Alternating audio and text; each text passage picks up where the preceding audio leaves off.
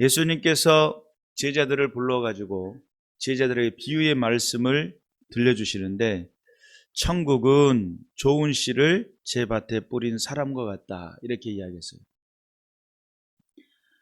지난주에는 우리가 밭은 우리들의 마음이고 씨는 하나님의 말씀이다 이랬잖아요. 오늘은 이제 그 말씀과 또 연관되는 좋은 씨를 제 밭에 뿌린 사람과 같다는 거예요. 우리의 인생 속에 우리가 무엇을 하느냐에 따라서 결과를 내잖아요. 탁구를 좋아하는 사람은 열심히 탁구 스매싱 연습을 하잖아요. 상대방이 커트를 오면 내 커트를 받는 연습을 하고, 그러면 자연스럽게 과거에는 못했던 동작들을 하게 된단 말이에요. 좋은 씨를 제 밭에 뿌린 사람은 내 마음에 좋은 것들로 가꾸기 위해서, 계시록 1장 3절에 보니까 말씀을 읽고 듣고 기록한 대로 지켜 행하는 사람들에게는 복이 있을 것이다 그랬잖아요. 하나님의 말씀 안에서 경건된 삶을 살고자 노력하는 사람, 하나님의 뜻에 순종하려고 노력하는 사람, 내 마음의 밭에다가 좋은 씨를, 하나님의 말씀의, 생명의 말씀의 씨를 뿌리는 것, 또는 하나님의 말씀을 읽고 또는 듣기를 원하는, 듣는다는 것은 누군가가 이야기를 해줘야 되죠. 그래서 말씀을 듣는 자리에, 하나님의 말씀에 순종하는 자리에 내 자신을 나가게 되고, 그런데 오늘 25절에 보니까 사람들이 잘 때에 그 원수가 와서 곡식 가운데 가라지를 덧뿌리고 갔더니 그래요. 사람이 잠잘 때에 참 묘한 꿈들을 많이 꾸죠. 어떤 꿈을 꿔요? 혹시 길 가다가 돈 주워본 사람 있어요? 꿈속에? 그리고 또 가다가 남성들은 예쁜 여자가 유혹을 한다든지, 여성들은 멋진 남자가 유혹을 한다든지, 그런 경험들이 있으신가요? 없어요? 참 정갈하게 사시네요. 우리가 사람으로 이 땅에 존재하고 있는 동안에 어떤 이성 간의 유혹 없다고 하면 거짓말일 거예요. 누구든지 꿈속에서는 그런 유혹들이 생긴 할 거예요. 그리고 가끔 보면 하늘을 나른다든지, 날아보신 분들 있어요? 꿈속에. 이제 나르는 꿈을 꾸면 성장하려고 그런다. 떨어지는 꿈을 꿔도 성장하려고 그런다. 이런 이야기들이 있고 그러는데, 잠을 잘 때에 많은 것들이, 정보들이, 내가 평상시에 생각하거나 또는 고민하는 것들이, 그 정보들이 이 꿈을 통해서 들어오기도 합니다. 그런데 성경은 무슨 이야기를 하냐면, 사람들이 잠잘 때에 가라지를 덧뿌리고 갔다는 거예요. 내가 경건한 삶을 살려고 하고 하나님의 말씀 안에서 열심 있는 삶을 살려고 하는데, 우리들의 어떤 무의식 속에 작용하는 여러 가지 많은 것들이 우리들의 심령 안에 들어올 수 있어요. 그런데 이 가라지는 거친 땅이나 밀밭 같은 데서 자라는 독보리라고 하는 그런 이름을 가지고 있어요. 그런데 이 열매를 먹고 나면 심한 구토가 생기고 설사가 생기고 현기증이 일어나는, 아주 심한 경우는 죽음에 이르는 이런 상태까지도 간다고 그래요. 그러기는 좀 어렵겠지만 그런 상태까지 간다. 그래서 이 가라지라고 하는 이것은 이 곡식이 심어져 있는 곳에는 백해무익이죠. 근데 가라지가 맨 처음에 싹을 할 때, 싹이 날 때는 이게 가라지인지 이게 밀인지 그걸 모르는 거예요. 그런데 어느 때 그걸 알게 되냐면, 어느 정도 성장을 해가지고 결실기가 되었을 때쯤 가라지와 이 곡식과의 현저한 차이가 생겨나요. 가라지는 곡식보다 더 뾰족하게 올라오죠. 네. 잘하신 분은 아멘 크게 하시고, 가라지는 곡식보다 더 키가 더 커요. 그런데 오늘 이 본문은 무슨 이야기를 하냐면, 제자들이 그 가라지를 종들이 말하되 우리가 거기 가서 그것을 뽑기를 원하나이까 이렇게 이야기를 할 때, 주인이 이르되 가만두어라, 가라지를 뽑다가 곡식까지 뽑을까 염려하노라. 곡식이 함께 뽑힌다는 거예요. 그러면 이 가라지는 어떤 형태로 거기를 성장하고 있냐면, 가라지가 있는 그곳의 주변에는 모든 곡식들의 뿌리와 함께 얽혀 있어요.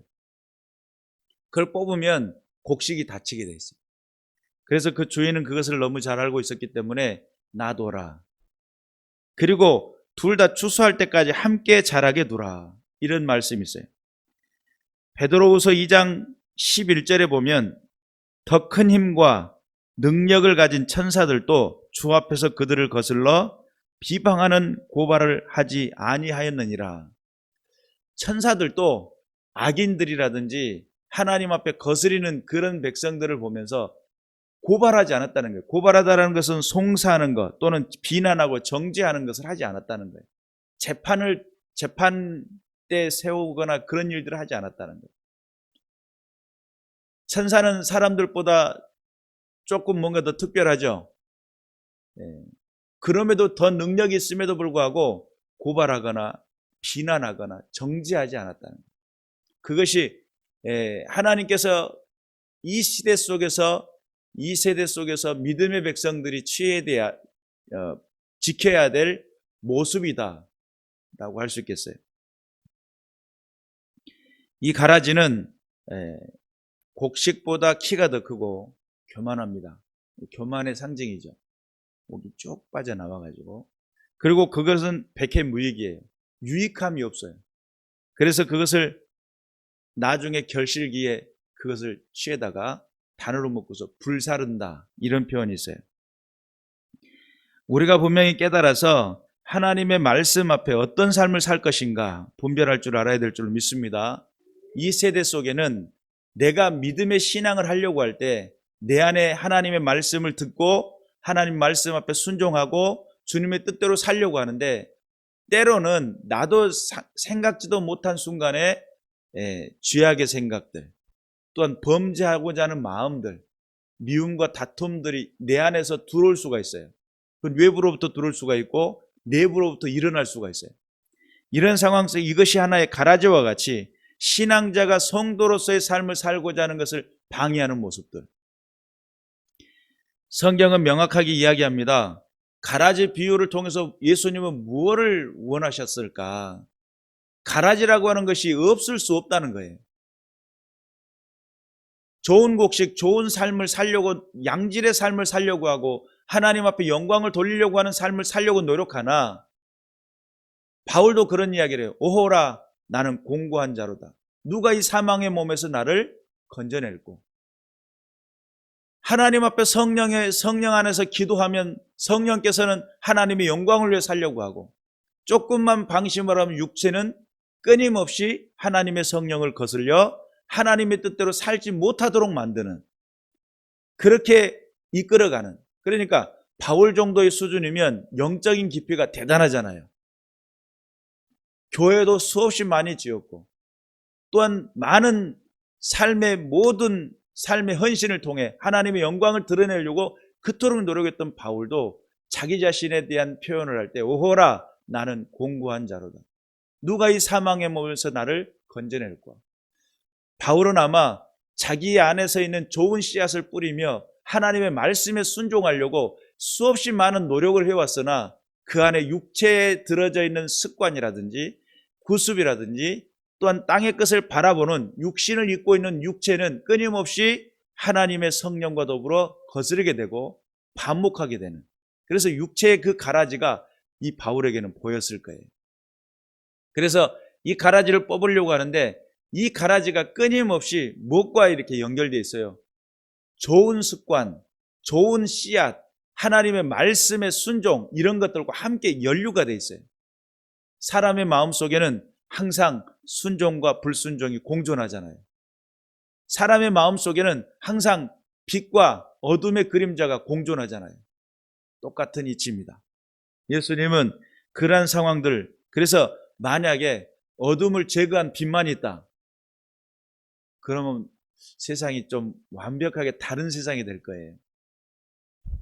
성경을 통해서, 하나님의 말씀을 통해서 예수님은 명확하게 우리에게는 죄의 가능성, 하나님 앞에서의 불순종의 가능성이 자리 잡고 있음을 경고하고 있습니다. 이 가라지 비유를 통해서. 그런데 성경은 무슨 이야기를 하냐면 결국은 이 가라지는 나중에 불을 심판을 받게 될 것이다.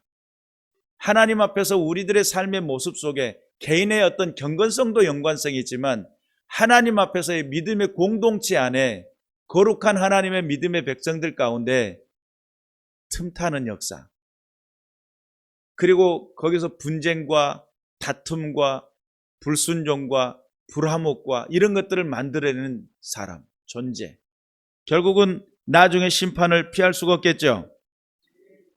그래서 성경은 무슨 이야기를 하냐면 우리의 이 가라지 비유를 통해서 한 가지 경고를 하는데, 좋은 씨를 뿌리지 아니었는데 어떻게 가라지가 생겼습니까? 좋은 씨를 뿌렸는데 어떻게 가라지가 생겼습니까? 원수들이 와서 뿌렸다는 거예요. 악한 영 어둠의 권세에게 휘둘리고 악한 영 어둠의 권세에 붙들려 있는 그런 존재들이 있더라는 거죠. 그런데 종들이 말하기 그들을 뽑아내기를 원합니까? 그랬더니 아니라는 거죠. 성경은 마태복음 7장 2절에 보니까 너희가 비판하는 그 비판으로 너희가 비판을 받을 것이요 너희가 헤아리는 그 헤아림으로 너희가 그 헤아림을 받을 것이니라. 결국은 우리가 성도로서의 삶을 살려고 하면 비판이나 정죄함 또한 고발하거나 이런 것들을 하면 된다 안 된다? 안 된다는 이야기죠. 로마서 14장 4절에 보니까 남의 하인을 비판하는 너는 누구냐? 그가 서 있는 것이나 넘어지는 것이 자기 주인에게 있음에 그가 세움을 받으리니 이는 그를 세우시는 권능이 주께 있음이니라.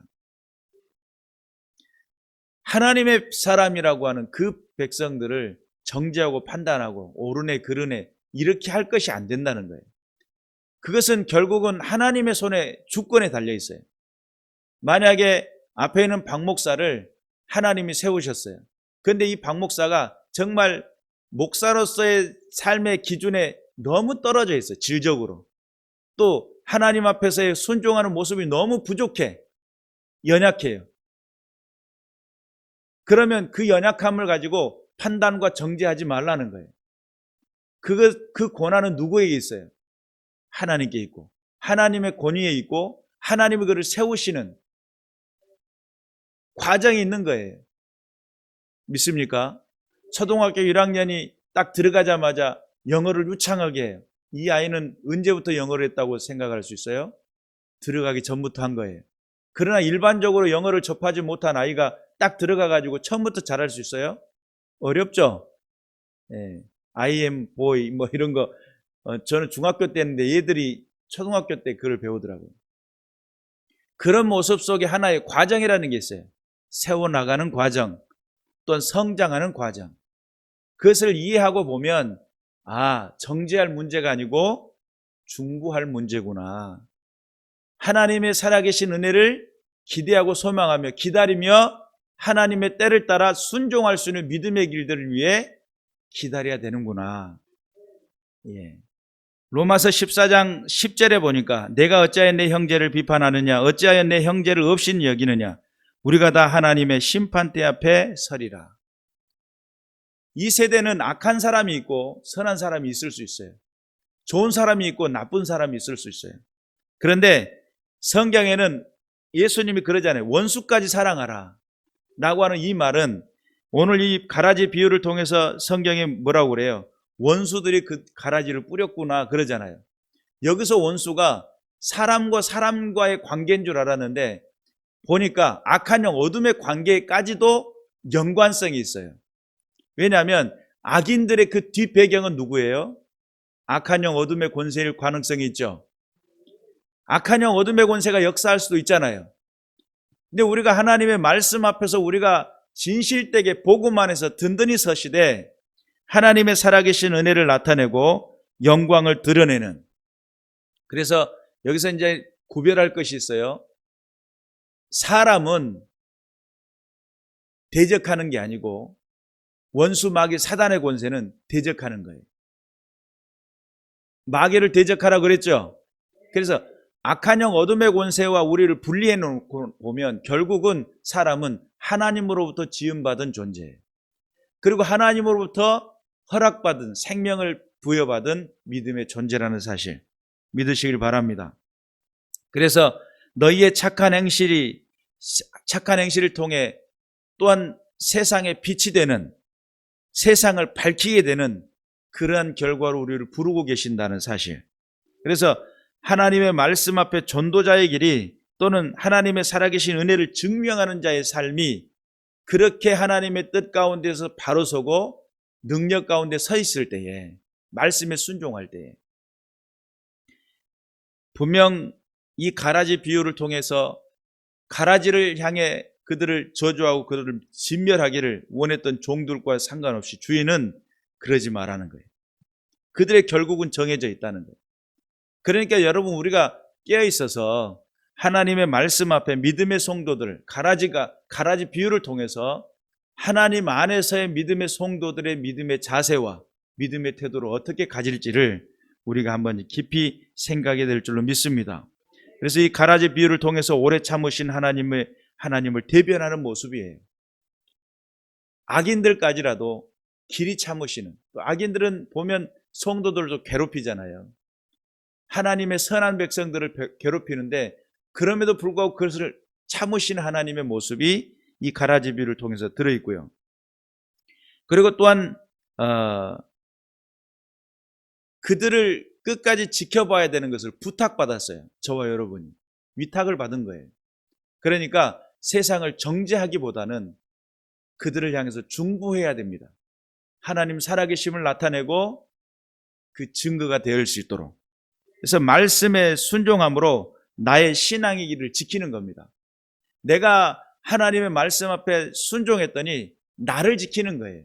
가라지를 지켜주는 게 아니라 뭘 지켜요? 나를 지키는 거예요. 내가 그것을 해하려고 하면 결국은 내 마음이 흐트러질 것이고 내 안에서 점점, 그래서 보면 정의를 추구하고 정의를 행하던 사람들이 악인들은 물리쳐야 된다, 정의를 위해서 악인들은 물리치자, 나중에 악한 마음이 사로잡혀 버리잖아요. 정의라고 하는 것들이 결국은 나를 지키는 것이 뭐냐면 끝까지 그것을 보존하고 지켜나간다는 것. 그래서 가라지는 마귀에서 출발되고 곡식을 괴롭히는 존재이며 유익은 없습니다. 오직 자기만 키우고 자기 자신만을 세우는 그런 모습이고요. 교회 공동체 안에서 해방하고 또한 무너지게 하는 포도원의 여우와 같이 그런 모습을 가지고 있는 가라지입니다. 악한 의도가 가득한 존재이며 사랑의 공동체 안에 이질적인 것은, 사랑의 공동체 안에 이질적인 것은 불평과 불만과 원망과 이런 것들이죠. 그래서 가라지는 결국은 불의 심판을 피하지 못하게 된다.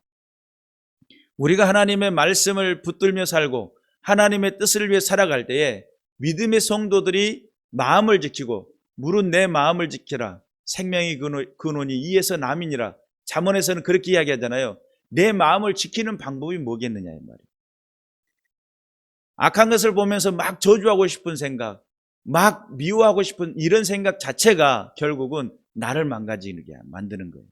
그래서 항상 기뻐하고 쉬지 말고 기도하고 범사에 감사하라.